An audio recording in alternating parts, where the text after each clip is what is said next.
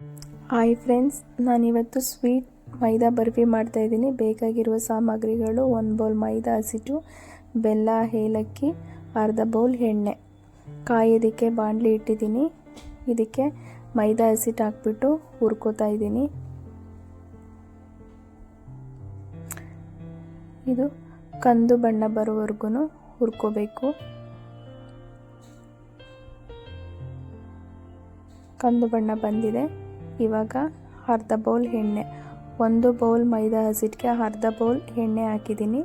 ನಂತರ ಸಿಹಿಗೆ ತಕ್ಕಷ್ಟು ಬೆಲ್ಲ ಹಾಕಿದ್ದೀನಿ. ಇದನ್ನು ಚೆಚ್ಕೊಂಡಿದ್ದೀನಿ. ಇದನ್ನು ಎಣ್ಣೆಲಿ ಕರಗೋದಕ್ಕೆ ಬಿಡಬೇಕು.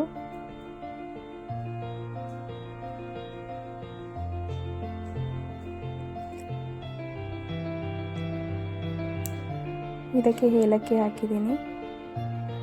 ನಂತರ ಬೆಲ್ಲ ಎಣ್ಣೆಲಿ ಕರಗಿದೆ.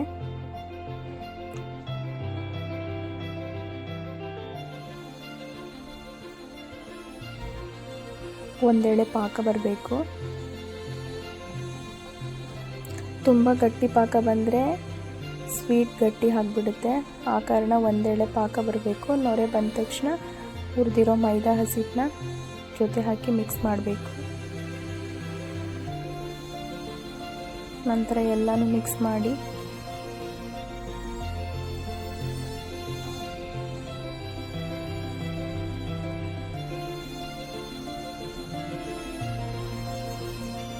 ಇದಾಗಿದೆ. 5 ನಿಮಿಷ ಅಷ್ಟೇ ಕಡಿಮೆ ಹುರಿಲಿ ಮಿಕ್ಸ್ ಮಾಡಬೇಕು.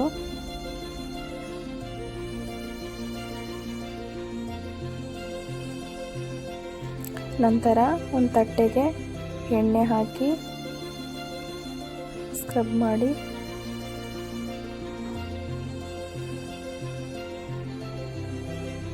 ತಟ್ಟೆಗೆ ಹಾಕಿ ಎಲ್ಲನೂ ರೊಟೇಟ್ ಮಾಡಿ ನಂತರ ಚಾಕುಲಿ ಪೀಸ್ ಮಾಡಿದ್ದೀನಿ.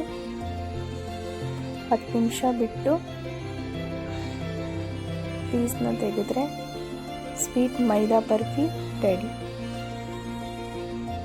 Thank you.